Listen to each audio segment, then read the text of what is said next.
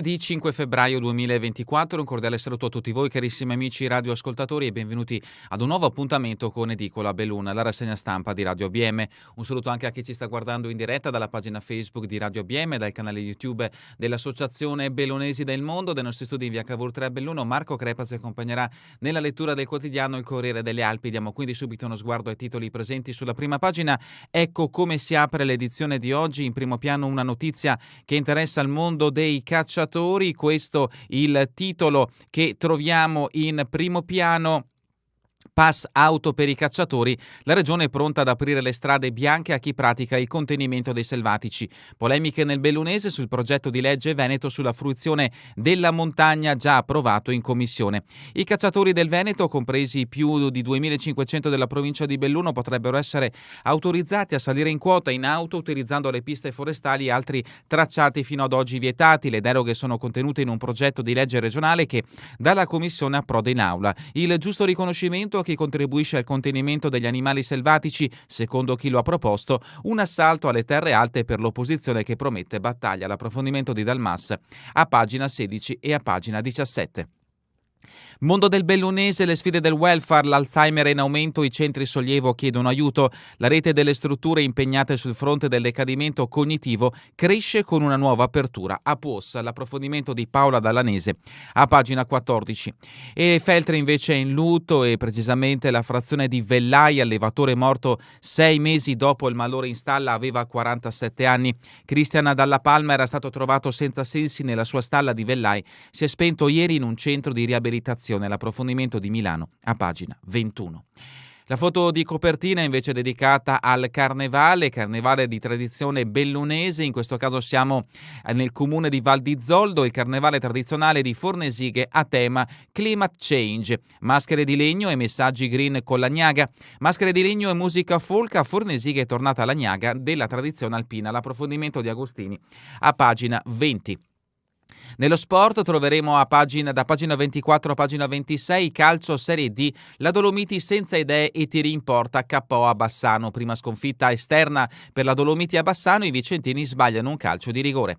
Pallavolo Serie 3, Belluno fatica ma con Winmore sono 3 punti per i playoff, 3 punti pesanti in chiave playoff per il Belluno Volley. Sul campo del Winmore Salso Maggiore, l'approfondimento di Pasuk a pagina 34 e 35.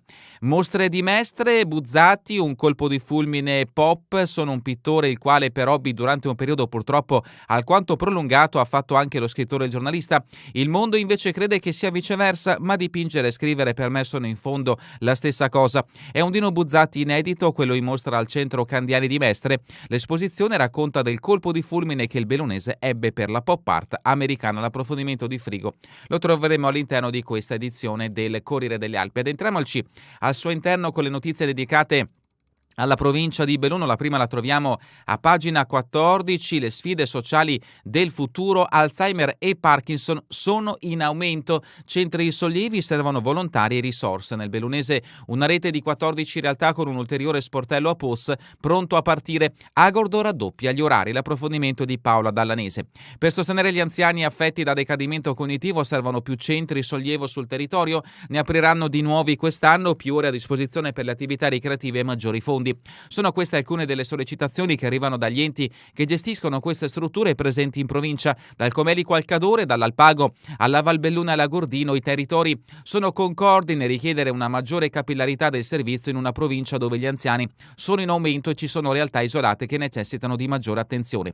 I centri di sollievo mirano a mantenere la persona anziana affetta da demenza a domicilio, attivando una serie di azioni che permettono di rallentare il processo involutivo dell'anziano e di mantenerne il più a lungo possibile l'autonomia. Sono stati istituiti dalla Regione Veneto nel 2012 e vedono come destinatari le USL supportate dalle associazioni di volontariato e dai comuni o altri enti.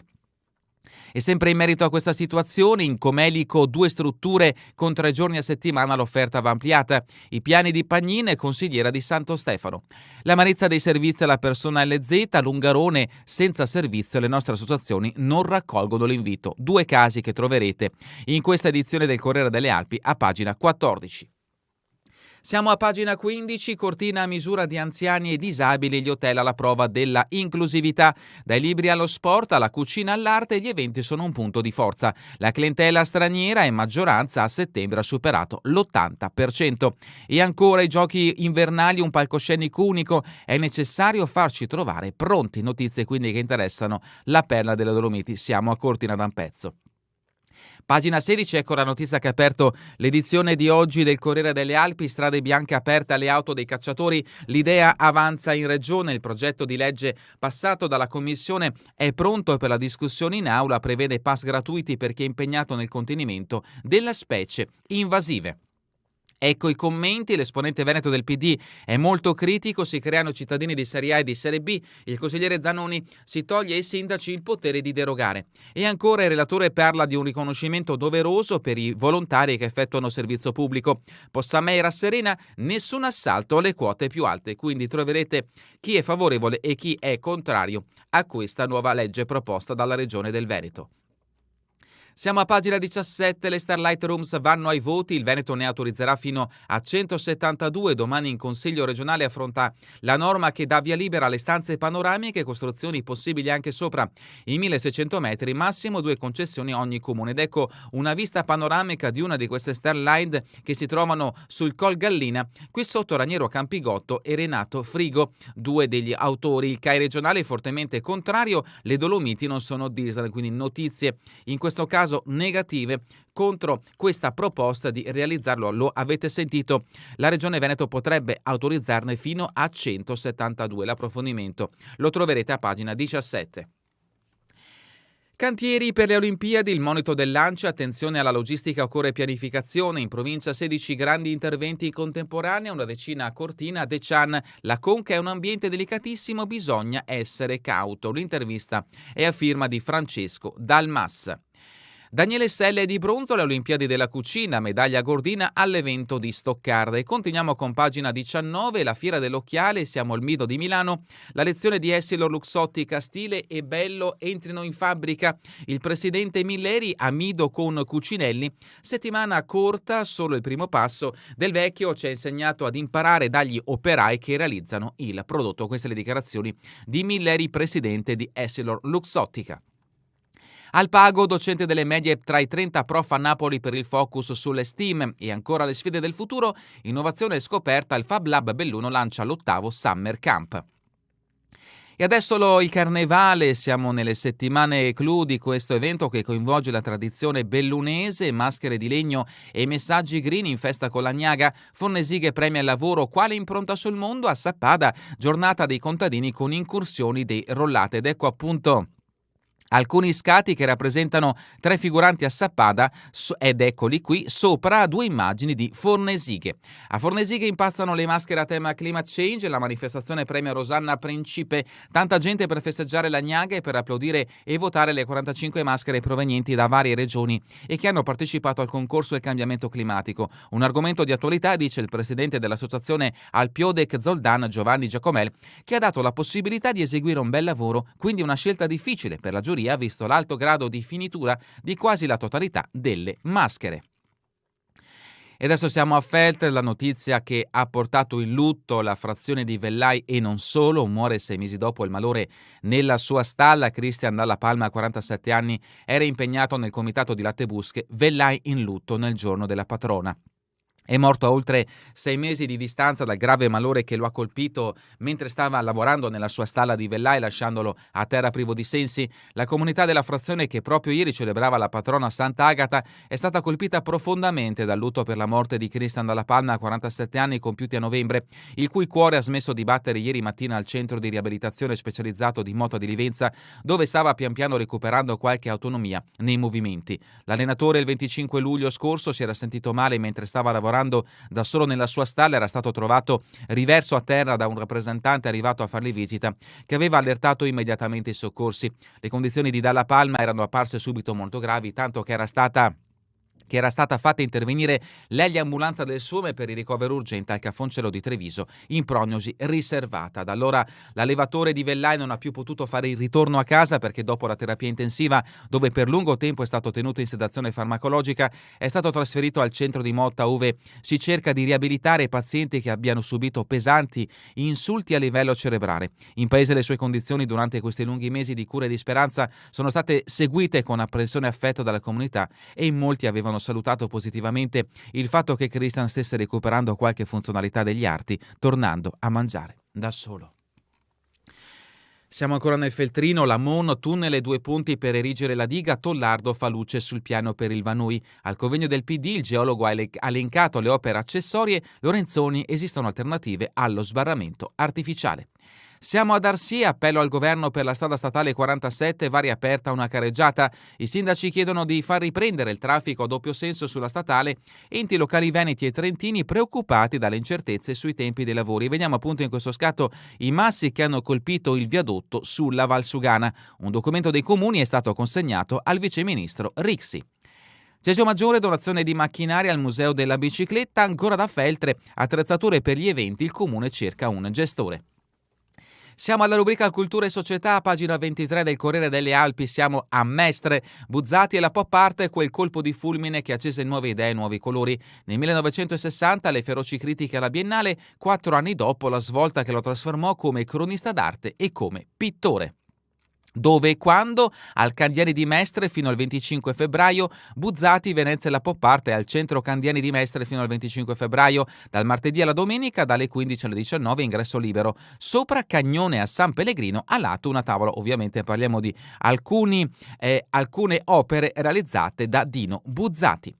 E adesso lo sport del lunedì, tanti gli appuntamenti che si sono succeduti in questo primo fine settimana del mese di febbraio. Incominciamo con il calcio di Serie D, la 22esima giornata, grappa di traverso, la Dolomiti si arrende contro il Bassano. I vicentini segnano con Zanata dopo una rete annullata e un rigore sbagliato. La squadra bellunese chiede una penalty e protesta per un blocco su Virvilas. 1-0 il risultato finale.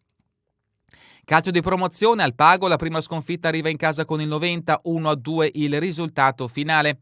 Sempre dalla promozione 5-0 tra Longarone Alpina Città di Paese e 1-3 tra Dolomiti Bellunesi e Vittorio Veneto, in questo caso si parla di calcio femminile di eccellenza. Passiamo alla prima categoria, big match, Amari per la formazione di Tisoi, lo Schiara cede alla capolista, è il secondo HPO consecutivo, 3-1 tra Cappella Fregona e Schiara, 0-2 tra Santa Lucia Fiori Barpo, 1-1 tra Fontane Lentiai. Sempre dalla seconda categoria, altri risultati, 1-0 tra Soesse Juventina Mugnai, 0-0 tra Castion Comelico, 1-2 tra Sospirolese Nogarè, 2-1 tra Ponte Alpi Pedavena, 0-4 tra Plavis Cordignano, 1-1 tra Fulgor Farra Itlas Santa Giustina, 2-0 tra San Martino Colle Arsie.